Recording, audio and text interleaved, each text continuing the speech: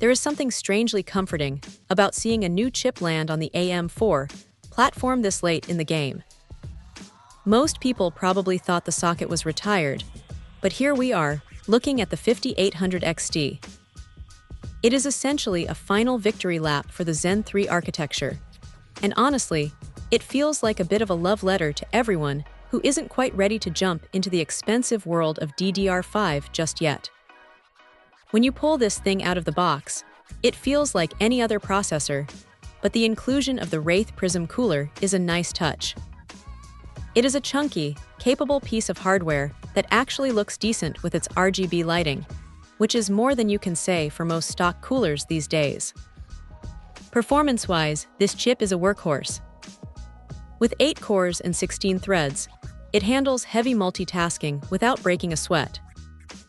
Whether you are pushing high frame rates in competitive shooters or just juggling a dozen browser tabs while rendering a video in the background, it stays remarkably consistent.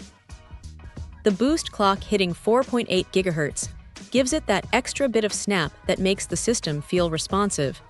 And because it is unlocked, there is plenty of room to tinker if you enjoy messing around with overclocking settings in the BIOS. It is not going to break any world records compared to the latest cutting-edge silicon, but for a daily driver, it is incredibly solid. What stands out, though, is the efficiency.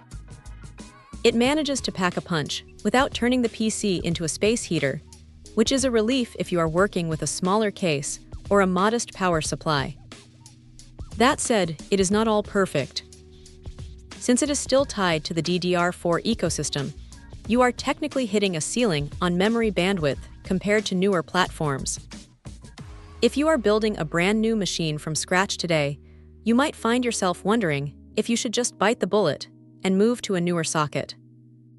But for someone sitting on an older Ryzen chip who wants a massive performance jump without replacing their motherboard and RAM, this is a no-brainer.